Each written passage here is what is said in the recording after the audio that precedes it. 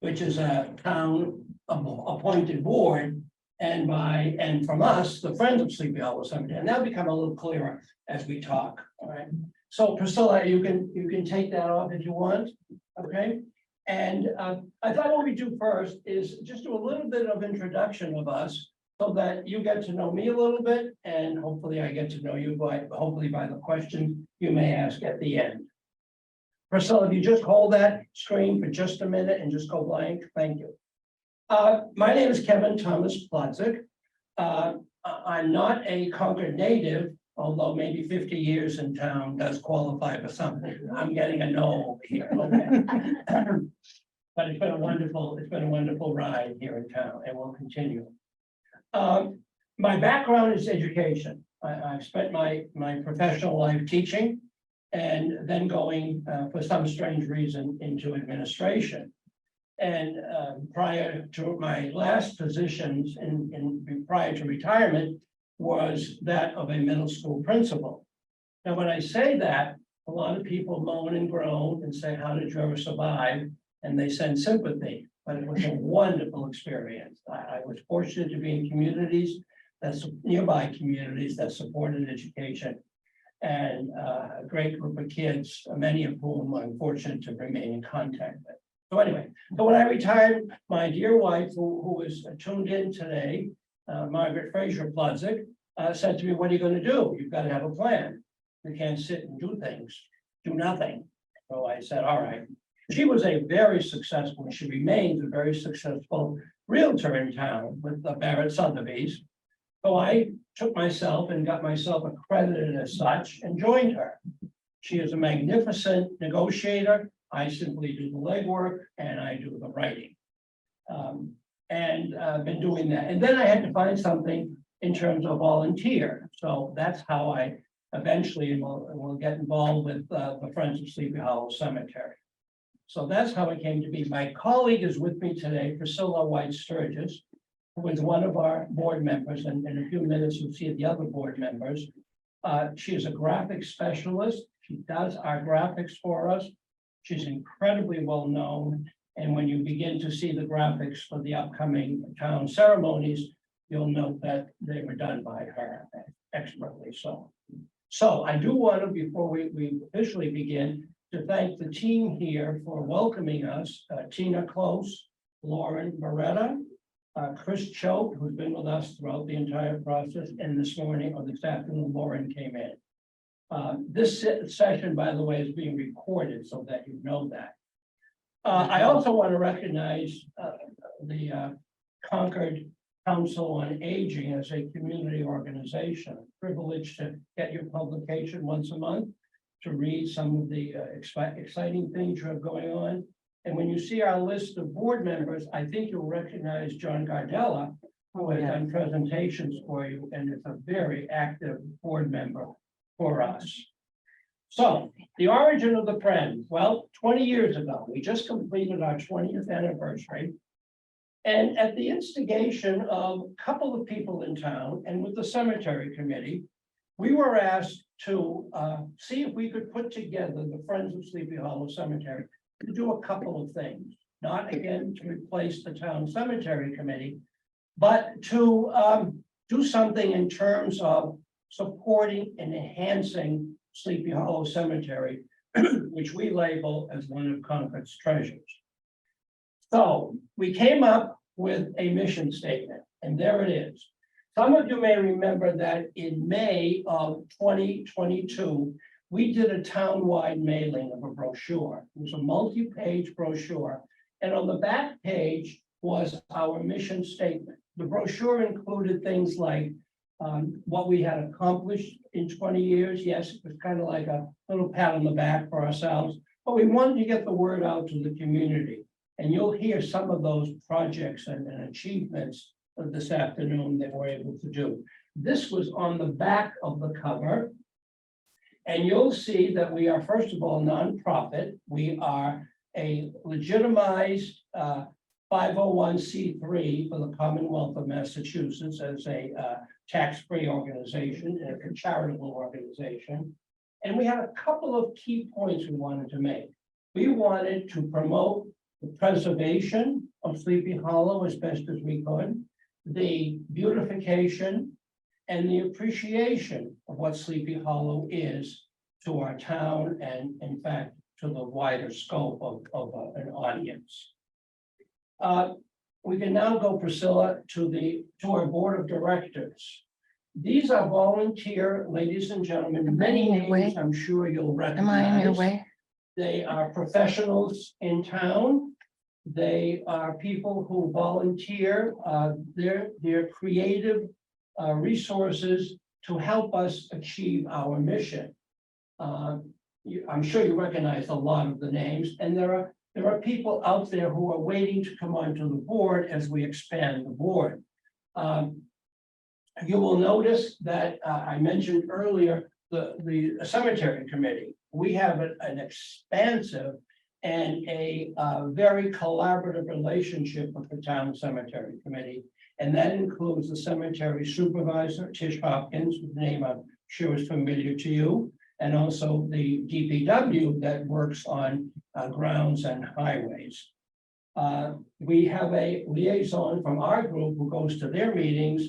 Up until this year, they would send a liaison to our meetings so that the communication link between the two groups is strongly maintained. We do nothing in the cemetery without the approbation and the imprimatur of the cemetery committee and the DPW. That's the only way for us to operate. So I go to some of their meetings. Andrea goes to every one of them. We have a proposal to put forth. We've been joining them by Zoom, but we also have been going in person. So that gives us a good link, if you will, in town. Priscilla, the next one is what we have done in the last 20 years. And this is but a sample. We host every year, except for a couple of years of hiatus due to the pandemic, a breakfast event in town. We started them about I think the one coming up this September is our 17th. And it's now held at the Colonial Inn. We offer a buffet breakfast, work very collaboratively with the folks at the Colonial Inn, wonderful people with whom to work. And we have a guest speaker. And we always get out a brochure, a public brochure, so people know what is coming to the breakfast, and we invite people to register. So these are some of them that we've done. Ralph Waldo Emerson in his study was presented by the gentleman, David Wood, the curator at the Concord Museum. Nathaniel Hawthorne, we had a gentleman come in from New York who presented that to us. And then we had the last one over there is again, a well-regarded scholar and author on Henry David Thoreau, how he lived at Walden Pond. Some of the others that are not pictured here, when we first started, I'm sure many of you know the D name in town, Charlie D, I call him young Charlie D, presented us with tapes, visual tapes of old, what's the word I'm looking for? Celebration parades in town, the commemoration of, and they were fascinating. His father had also taken some of those, and we had the big hurricane in the 30s.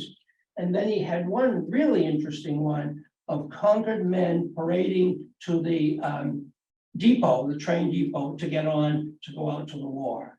Fascinating, and we've been asked to bring those back again. Charlie has put them on discs versus the old tapes, and they are fascinating to watch. When's your next one? I'll tell you that, if you just hold on to that, I will tell you when it's coming so you can get it pre-registration in, all right? They're really well attended. We're limited by the seating space at the Colonial Inn in the big dining room. It's a Saturday morning. I'll tell you all about it and how you can get an early start on it. We also did some other things. Priscilla, next one, please. We also did some other things. We got publications out. We started publications. The first one was our map of Sleepy Hollow Cemetery. Maybe some of you have seen it. It's a fold out. It has gone through several iterations. I think the last one was 2019, and it's probably slated for another one. The good part about it is it's got all sorts of information about notaries who are buried in Sleepy Hollow Cemetery. And is great for a walking tour of the cemetery. So what I'm going to do, courtesy of all of us on the board, is I'm going to leave a whole stack of these for anybody to take. They are yours with our compliments. So I think there's a table out there that talks about, so I'll leave them out there. The other two we've done, which I think are fascinating. Oh, the other two we've done is we've written about kind of like the history of Sleepy Hollow Cemetery. And I'm going to leave two of these copies with Tina, and you can somehow make them to people available. The one that I think we're proudest of is this one called Obituaries of Concord Luminaries. What we did, this was a project that one of our board members, Susan D, said, let's do it. So what we did was we went into the annals of the obituary listings in Concord. And we pulled out the original obituaries of very famous people buried in Sleepy Hollow Cemetery. And if you have the chance to look at them, they are fascinating. Nobody writes obituaries like that anymore. They tell what somebody wore, what kind of flowers they sent, blah, blah, blah, etc. A couple of them were, in fact, the one of Nathaniel Hawthorne was taken from the New York Times. It was printed in the New York Times when he died. So I think this is absolutely fascinating reading. So we're going to leave two of these with you folks. The other thing we did, Susan D and I came up with the idea that, you know, besides the luminaries in Concord, in the cemetery, there are people whose graves are there who may not be as well known. So we were approached by, you know, the famous magazine Discover Concord, which we all are familiar with. So Susan and I did a one-page article, and I'll leave a supply of these for you also. It's called Beyond Author's Ridge. And it gives snippets of people that we researched who may not necessarily show up on the maps and on the literary discoveries, etc., in town. There were some very interesting ones. I'll just tell you one to give you a snippet so you can be in an appetizing mode to read the rest of it. You all remember, I'm sure, the I Love Lucy show. Well, the I Love Lucy show went through a whole series of changes where they introduced live television and a live audience. And buried in the cemetery are a husband and wife. Their son still lives out in California, who were camera people behind the cameras of the Lucille Ball show. Their name is Daniels, Emily Hosmer Daniels and Mark Daniels. And you remember the famous one where Lucy got inebriated drinking the juice, the energizing juice? Well, they were behind the camera doing that one. So I think it's fascinating reading. So I'll leave a number of these with you if you didn't see it in the original Discover Concord that came out.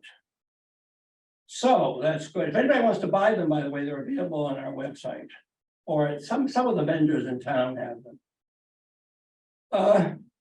You can leave that up, Priscilla, if you will. Here are some of the public ceremonies that we did in the last 20 years. One was we inaugurated ourselves in 2003 with a big bash at one of the buildings on Kaiser Road.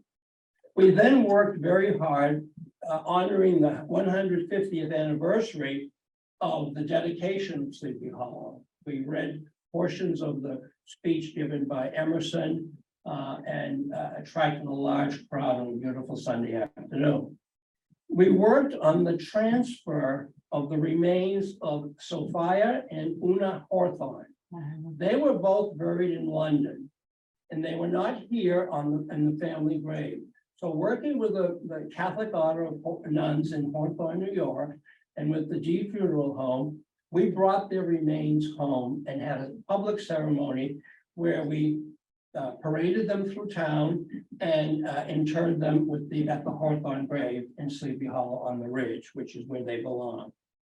We also, there is a pre-Civil War canon in Sleepy Hollow Cemetery that had really fallen into disrepair. So we went out, hired somebody and refurbished it. So it now, and we have a plaque on it, it looks much better. We also worked with the drinking board project in town to put up something that was missing for a long time, and that was a gravestone for Peter Hutchinson, who was the last member of the Robbins family.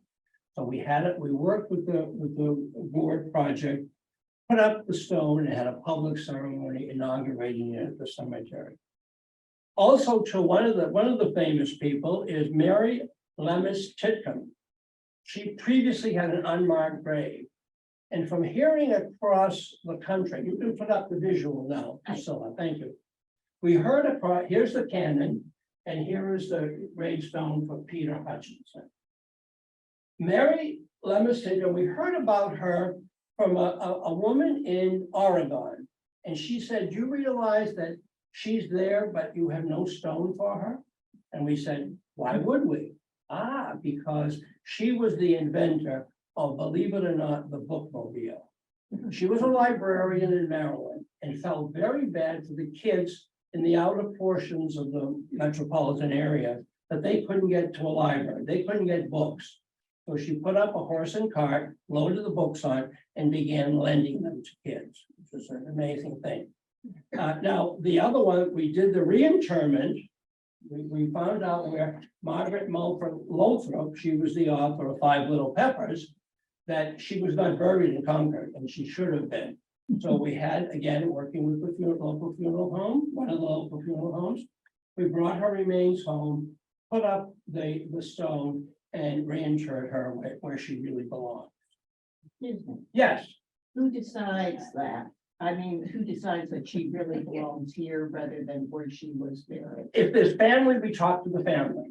In her case, she was really in an unmarked grave in a town not too far from here. And we went to the cemetery committee and said, It came from Tish.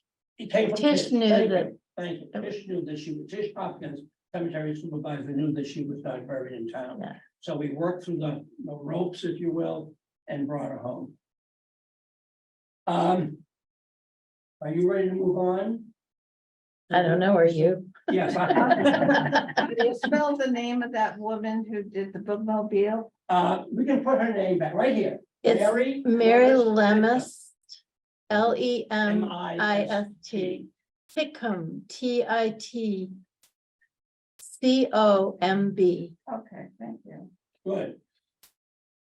We're ready for the next one. We also, years ago, I think it was around 2007, we took on a project to install granite benches scattered throughout the cemetery. Oh. Again, Tish helped us decide where would the most appropriate spot be. So we put up about 7 of them. They're a gray Barry granite. We put our name on it so people would know that we donated it. And as I say, they are scattered throughout the cemetery for ease of meditation and reflection. The other one we did, you will recall, Priscilla, you will recall that the entrance to the cemeteries needed signage. So working extensively with the cemetery, with the town cemetery committee, we finally agreed on verbiage that would greet people as they came in. We didn't want to be too harsh about rules, but we did want to be clear as to what was allowed in the cemetery. So we put them up at the main entrances to the cemetery, along with maps and with descriptors here. So folks who walked into the cemetery to the entrance gates could say, oh, I really would like to see so-and-so, and they could find out where they were as they walked the cemetery. Now, we understand there's a plan out there, I hope I'm not giving any secrets away, that one will be able to somehow enter electronically the name of a person you're seeking who was buried in the cemetery, and you will receive back exact directions how to get to their grave, which is a real nice thing. I think that we have nothing to do with that. We're strongly in support of it, but we hope that the cemetery committee does it. Next one, Priscilla. Oh, this is so beautiful. can you go back one? Did we miss one? Or maybe we'll stay with this one. Okay, you will note that the Melvin Memorial was refurbished finally in town for donations. And was rededicated, I believe it was in 2020 on a very rainy Sunday afternoon. So what we decided to do was to put up design with David Wood, the text, and with the cemetery committee, kind of the history of what the Melvin Memorial is. So people coming along, and we got a whole host of visitors, would be able to read not only what it represented, but what its history was. So it's there. And I had the occasion once, I hope I'm not telling secrets here, but I was listening to a tour guide, I think from out of town. And the tour guide said, and here is the burial spot of the three Melvin brothers. It's not, they're not buried there. One of them is buried up on the hill. The other two are buried, the other three are buried because they fought in the war. And some of them were in large scale grave sites in the South. So, but this is a memorial that their surviving brother built in memory. And again, it was designed by who, Daniel Chester French, who was also just buried up the hill from the memorial. I'll talk a little bit more when we get about the memorial, when we get to our gifting projects. Now, we found out that in the cemetery, there were trees that represented represented 25 indigenous trees to Massachusetts, actual trees. So we said, gee, we really should have a plan to mark those. So we went ahead, worked with a company that specializes in that so that the trees are not in any way damaged. And secondly of all, the way they are attached to the tree is that the linkage will expand as the tree expands, so that they won't hurt the trees and they won't go falling off. So we were very proud of that. We give the Latin name, and then we tell that we did the signage. So there are 25 that are indigenous to the state of Massachusetts, located right in the cemetery grounds. There are some others, I think, in town on other places other than the cemetery, but these were in the cemetery itself. Priscilla? Yeah. Now, some of you may remember a gentleman in town named Thurston Hanley. Thurston Hanley for years was the caretaker, the custodian at the Scout House. But Thurston did other things too. He volunteered his services to take care of a couple of gardens in Sleepy Hollow Cemetery, and also in what is now the assessor's office, which was an old school, I believe. Some of you may correct me on that.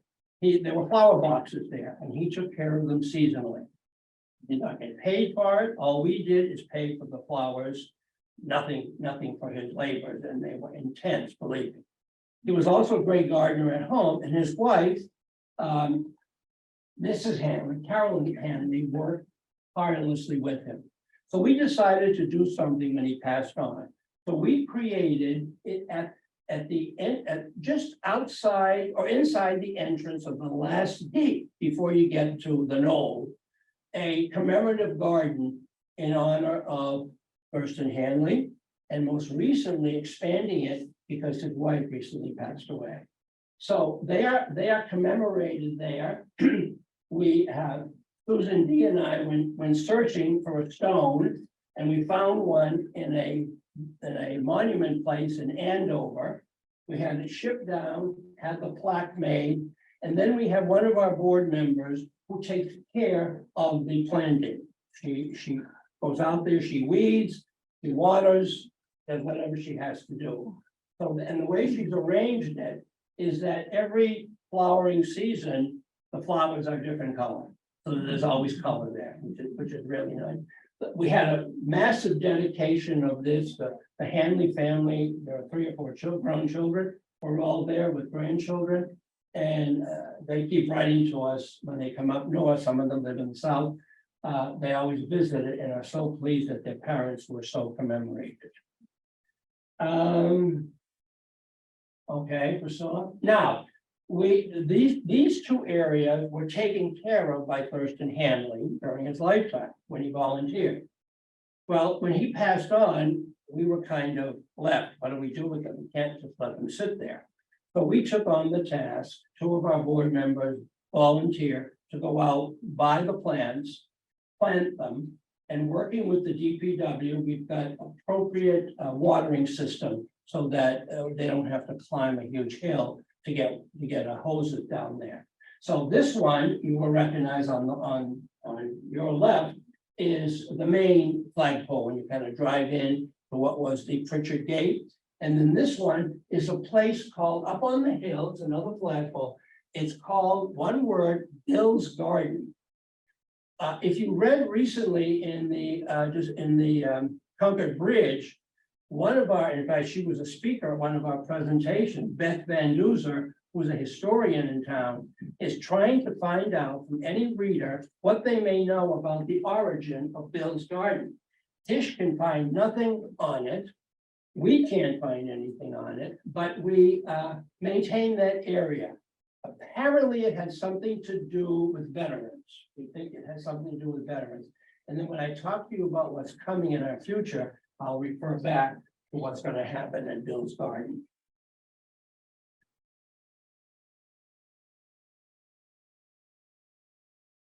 "20 years we celebrated all last year.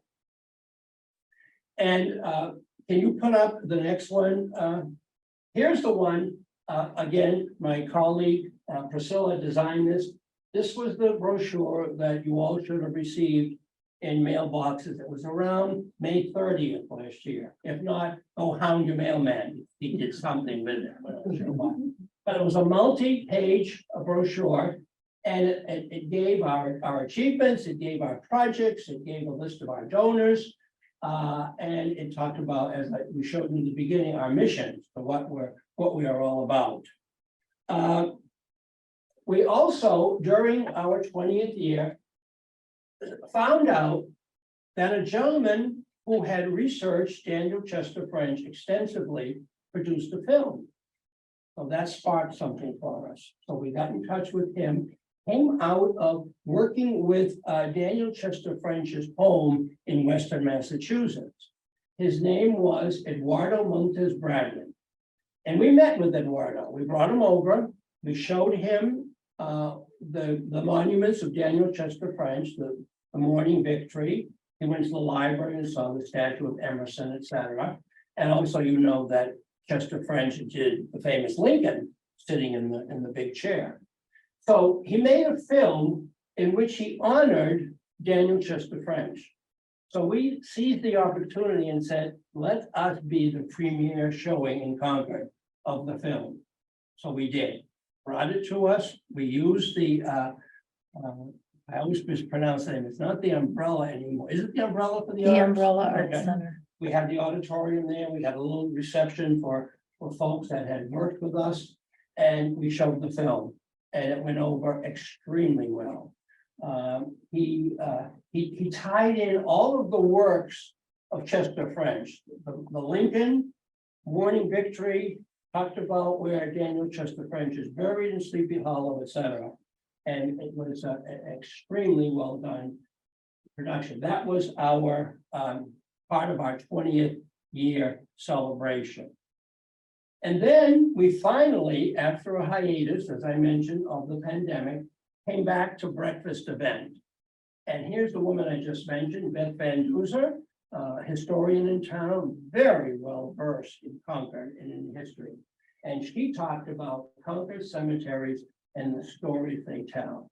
And she does tours of particularly of Old Hill next to Holy Family Parish.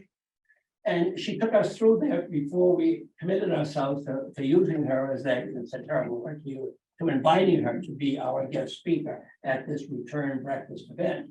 That was our 15th. And then we went into hiatus and now we're coming back with 17. Anyway, she talked about why people wrote what they did on the tombstones of loved ones. And some of the interesting things were that the carver many times left out a letter. So somebody came along, put a carrot in and put the letter above the carrot so that the name read correctly. Some of them are really funny. They really are enticing to read as to what survivors said about a spouse or a significant other who passed on. She did an outstanding thing. And one thing she did, she told the story that one day she was in the cemetery and there were a group of female students from Wellesley College. They were in the cemetery. And for some reason, they started singing. They did a song, something to do with at whose grave they were. So at the breakfast event, she told us that story and she made the full house audience sing the song.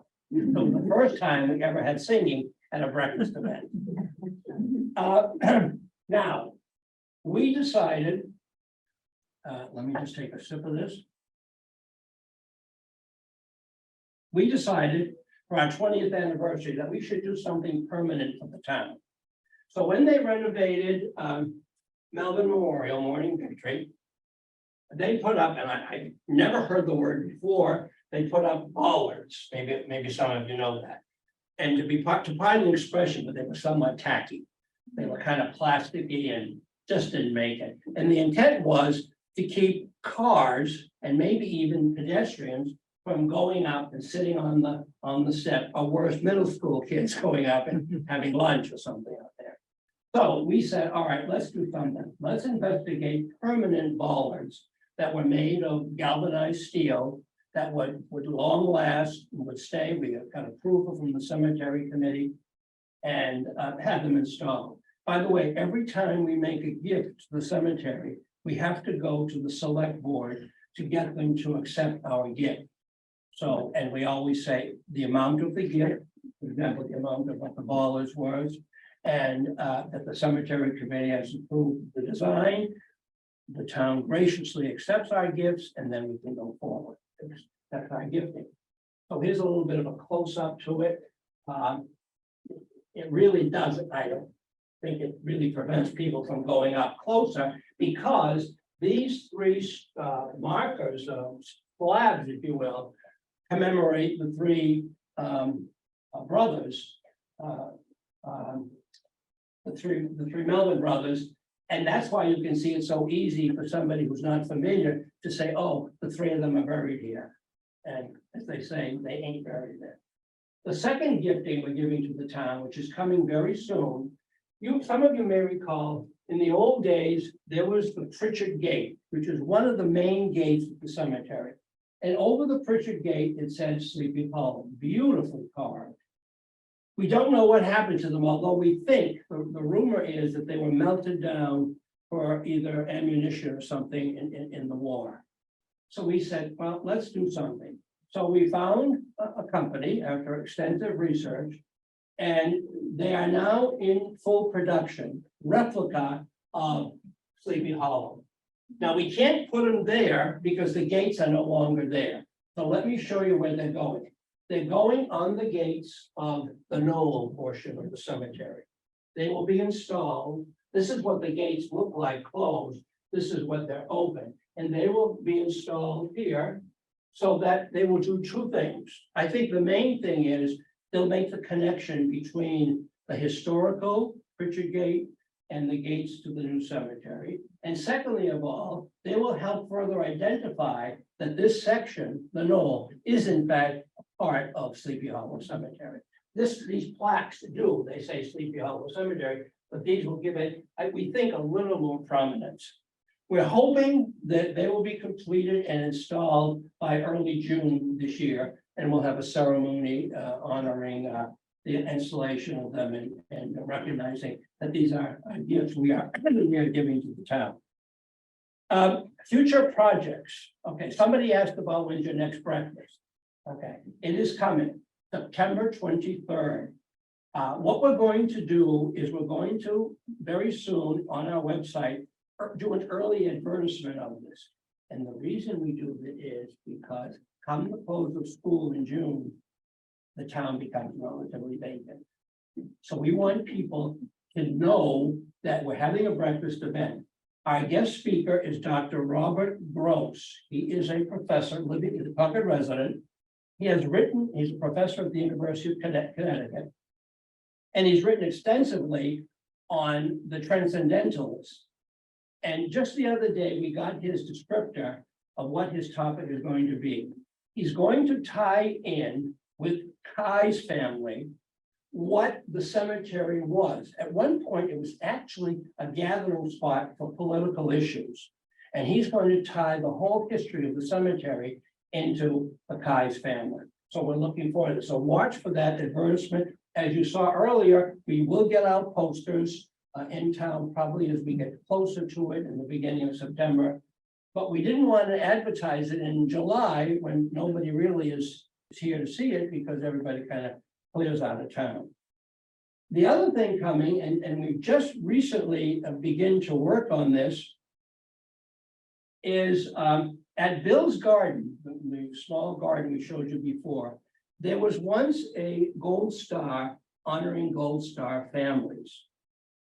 It can't find it anymore. We don't know where it is.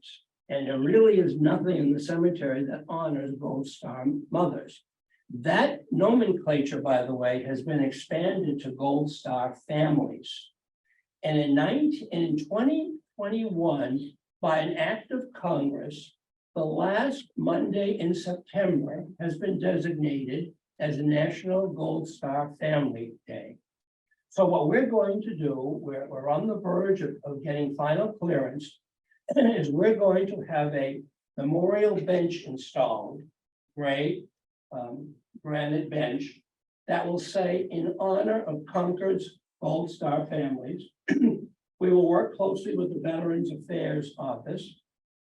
We're almost on the verge, as I said, to get it approved by the cemetery committee. It will have a gold star on it, and it will, what is that, Priscilla? I don't know. Oh, anyway. Good, thank you. It will be installed and we'll have a public ceremony the last Sunday in September and invite, of course, any Gold Star families that are in town. The last thing I want to talk about, next slide, Priscilla. Sorry. That messed me up. Well, I can talk about it anyway. None of what I described to you today could happen without the consistent support of folks who believe in our mission, who do what we do, honor what we do, and support it. So every year, and we get no funds from the town, by the way, we're totally driven by donations. We send out an appeal to folks who have been our donors in the past, and we kind of expand it every year. And here's what we send to people. We send them a card, again, Priscilla designs it, which shows them visually and in text what we accomplished that year. So when we send it out, and we do it around Thanksgiving time, probably the early part of November. So we let people know what we've done, again, because of their generosity and their support of our mission. And then we include a remittance envelope for folks who feel they would like to donate something. We also allow donations on the website where people can do it via the product called PayPal. So that's how we survive. Those are the things we did. We have no intention of leaving the scene right now. Those board members that you saw have volunteered and served for a healthy number of years. We try to expand our board so that we get different perspectives on people and what we should do. We look to our donors for suggestions on projects, and we've received some very excellent ones from people, some of which have been materialized and made real in what we've accomplished over the last 20 years.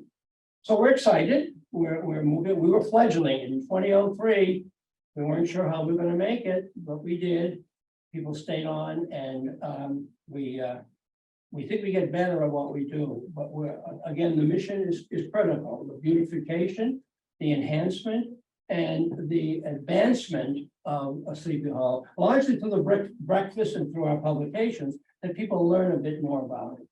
I'll just tell you one quick story. I had a letter the other day, and it was in our P.O. box, and it was in very large block handwriting. Obviously had been written by a youngster. And it came from what I suspect is a small town in the south. And the letter said, please send me the names of people buried in Sleepy Hollow Cemetery. So when you go with a request like that, first of all, it was addressed to Sleepy Hollow Cemetery, and they don't deliver mail to Sleepy Hollow Cemetery. I get it, we get it.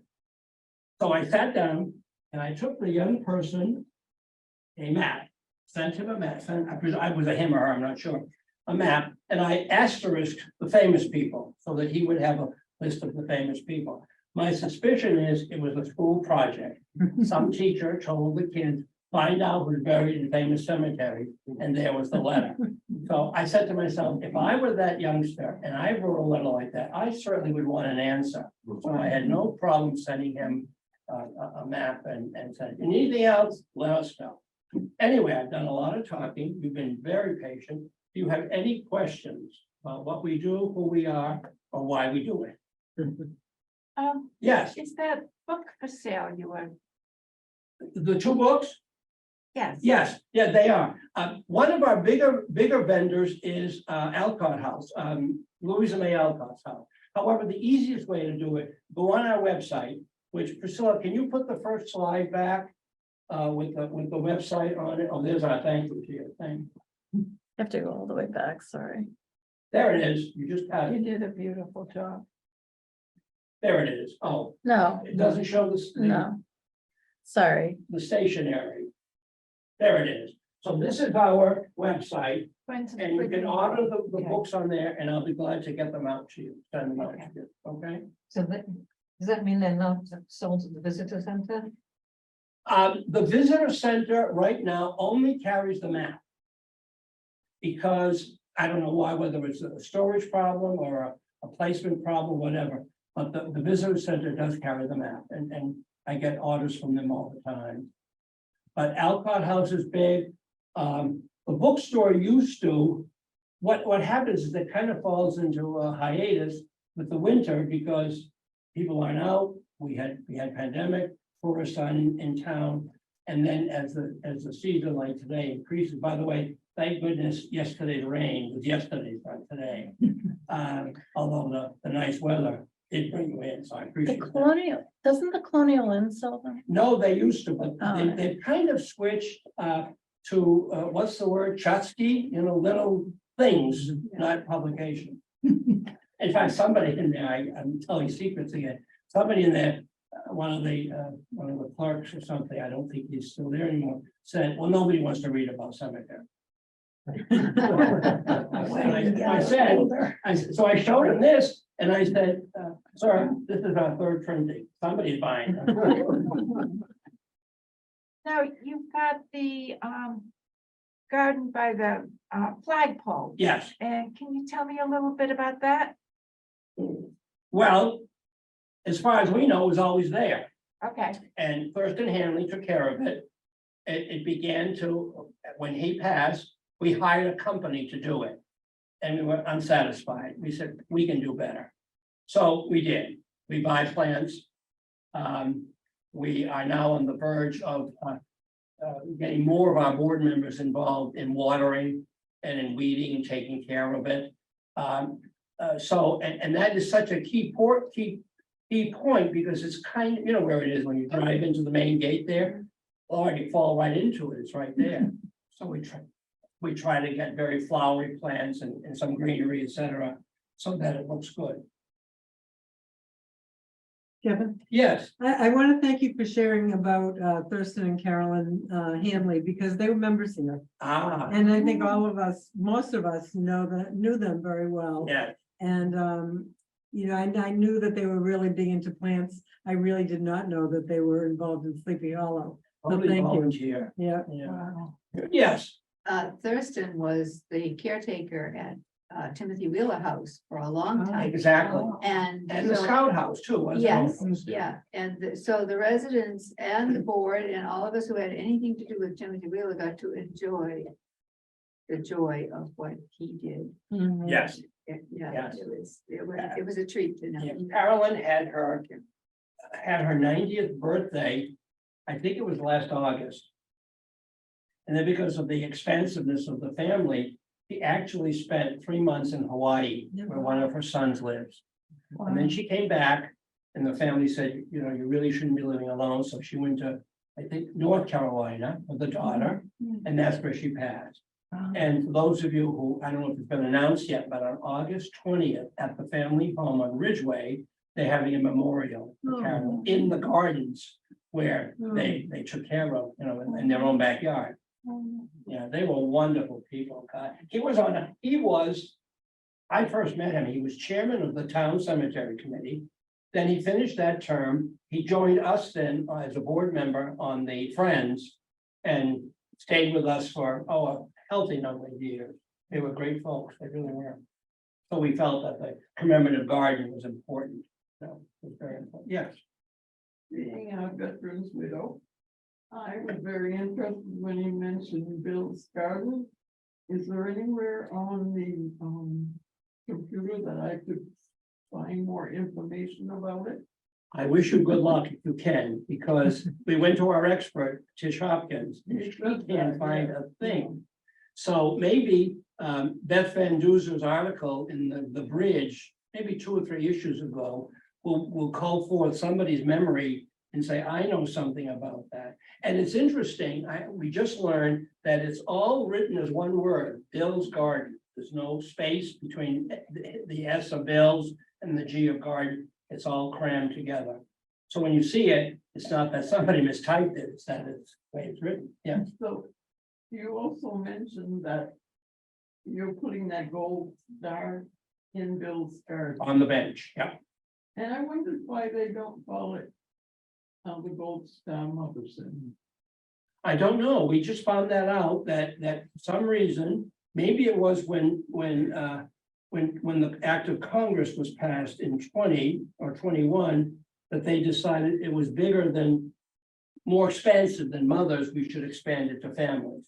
That's probably. I how it imagine so with World War II, the mothers were honored, you know, and the boys were Yes, not home. yes, exactly. Yeah. Exactly. Anything else? Yes, sir. Before they redid the townhouse, some of those books that you mentioned were available at the townhouse. Now, They were. I don't know if they still, I haven't received an order from them for probably since it was renovated. Yeah, I think that the way it's laid out has changed. Yeah. But they're wonderful staff. I'm a justice of peace in town and I do a lot of weddings. And I deal with the town clerk's office and I used to deal with them in the capacity of this organization. And say, would you like to stock our stuff? And they always said yes, and they would sell it, and they were very good. Yes, I'm curious about the tours. I'm organizing a tour in June for a social group. And I had to go through the visitor center to get a tour guide. And so the Friends does not do tours. If you're gonna do a tour, you do it through. clearly. You know who, and I'm sure you all know her name, Marion Wheeler. Do you remember Marion Wheeler? She was a great tour guide. She was on our board for years. She knew more about that cemetery than anybody, and she would do tours. In fact, I think somewhere, one of us have a recording of her walking us through and telling incredible stories of the grave sites, because she knew it all. In fact, she wrote a good portion of this, along with the woman who unfortunately whose name escapes me right now. No, Ann McCarthy. Ann McCarthy Forbes wrote the application to make it a National Historic Site. So she had her hand in writing this. So it's not something we just kind of threw together. It's kind of, we need experts to give us. And as I say, we're about ready to rewrite. Yeah, I've also, I was told that there is a group that's going to be at Sleepy Hollow just the end of June or something, where this group goes to national cemeteries and historical. I mean, from what you said, it's a good deal. yeah, So, we should find out. If you find out Yeah. anything, send me an Yeah. email at Okay. info@, please. Thank you.